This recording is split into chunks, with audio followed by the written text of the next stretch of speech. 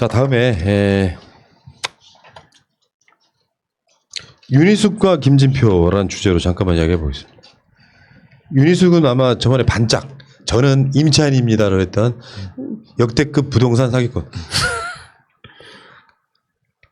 주택은 빚 없이 사기 힘들다. 대출 한도를 늘려야 된다. 그리고 그 금융 리스크는 국가가 분산시키면 된다.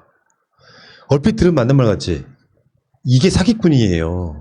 지금 주택은 빚 없이 사기 힘들지. 당연히 빚값이 비싸면. 그래서 대출 한도를 늘려야 된다고 이야기를 해요.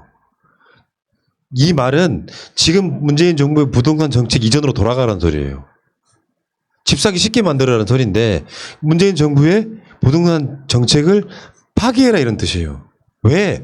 이게 가장 큰 문제가 두 가지가 있어요.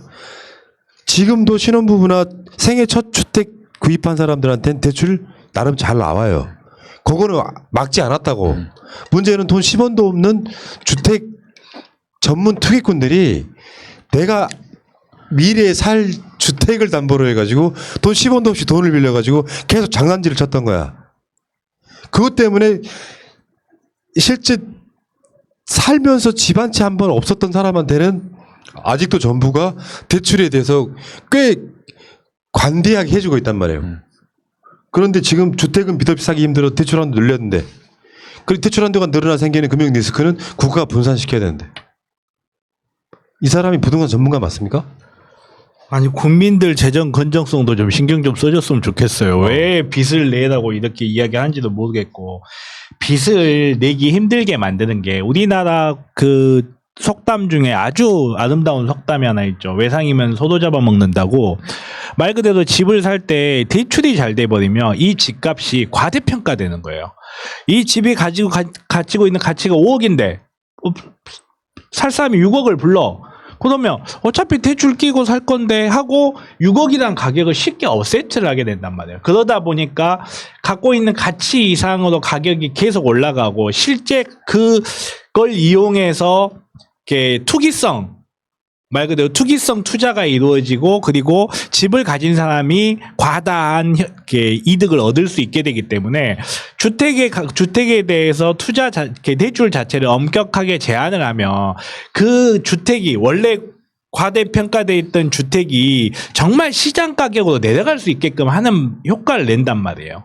근데 말 그대로 대출을 그냥 쉽게 만들어버리면 10억짜리 집을 12억에 판다고 내놔도 구매하는 사람 입장에서 어차피 대출 끼고 살 건데 한 달에 이자 10만 원 차이 나네? 그래 12억 살게. 이런 효과를 줄이려고 하는 건데 주택은 빚 없이 사기 힘드니까 대출 한도 늘려야 누가 보면 금융 시스템 이전에는 집 없이 산 줄 알겠다. 네. 근데 이게 뭐냐면 문제냐면 갭 투자들이 방지거든요.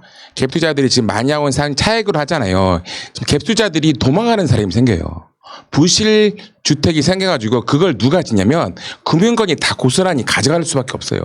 그럼 우리 사회가 안 좋아지는 거죠. 이거 대처하는 건 여기서 보면 뭐 80% 90% 다 줘가지고 금융 문제가 생긴다. 이 사람은 진짜 투기꾼을 위한 국회의원이 갔을 텐데. 투기꾼들을 표현하는 서울 지역의 주택담보 비율 LTV가 40에서 50%다. 그럼 갭 투자가 안 나오거든요. 근데 서울 평균 집값이 10억 원인데 5억이나 들고 있는 젊은이가 누가 있냐. 요 이야기를 하고 싶은 건데 궁극적으로는요 집값을 내려서 젊은이들이 집을 사기 쉽게 만들어야 되는 게 정상적인 거거든. 그럼요. 근데 한도를 계속 늘려라는 말은 젊은이라고 하는 이름을 빌어다가 실제로 다른 사람들이 집 투기할 수 있게 쉽게 환경을 만들자는 의미예요 이게.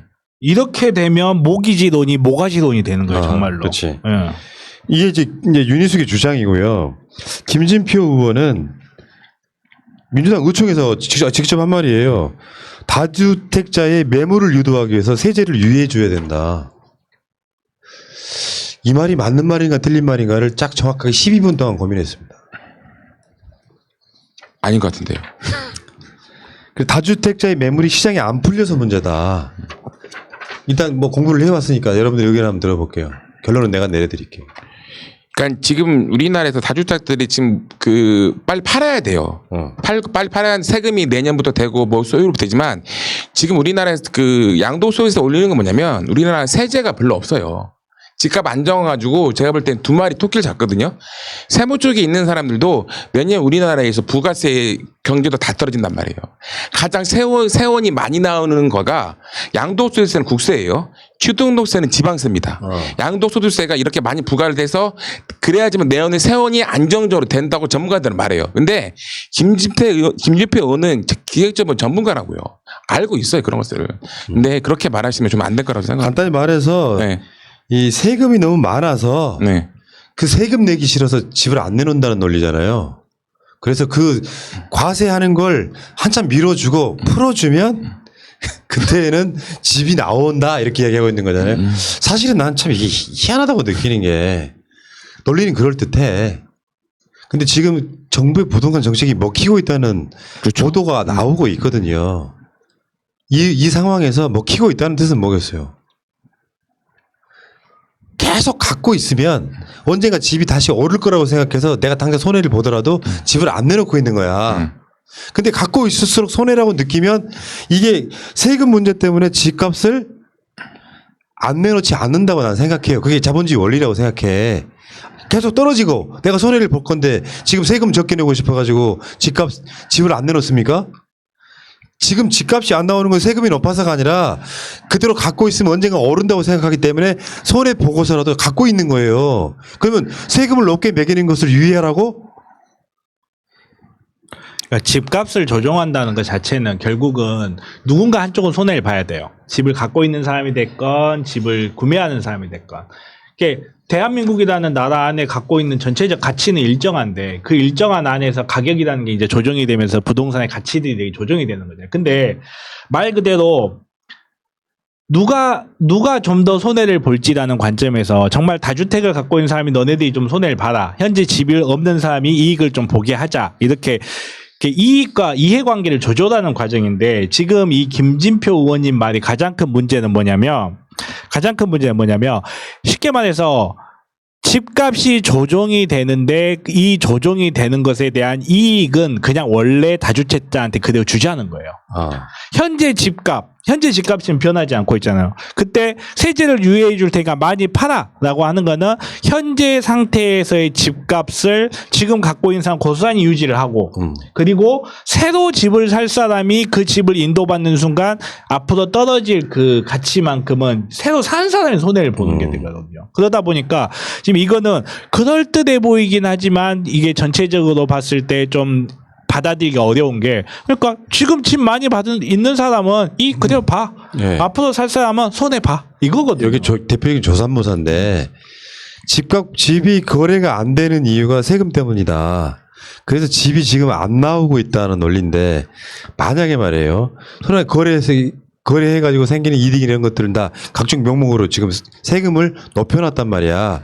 집값을 통해가지고 폭리를 취하는 것을 세금으로 걷게끔 만들어놨단 말이야. 근데 이걸 유예를 해. 유예를 하면 막 한 달요 유예합니까? 보통 1년, 최소 1년, 2년 유예를 한단 말이야. 이게 하게. 그럼 그 사이 어떻게 돼? 거래가 활발해져 세금 얼마 안 되니까. 또 올라요. 그럼 어떻게 돼? 집값이 올라가는 거예요. 맞아요. 이것을 지금 국회의원 의원총회에서 이런 이야기를 하고 있는 거예요. 역시 JP. 훌륭하시다 진짜. JYP도 아니고. 이분이 노무현 대통령 때 부총리 했다고 노무현 대통령이 선택한 경제부총리였다고 그렇게 자랑을 하셨거든요. 노무현 대통령한테 어마어마하게 부담 줬던 사람이거든요. 반대로 말하면. 지금 홍남기가 그렇다고요. 시간이 지난 뒤에 앞에 김동연이든 홍남기든 오죽하면 김동연이 같은 자가 문 대통령한테 초대 경제부총리였으면서 국진당의 서울시장 후보로 거론되겠습니까?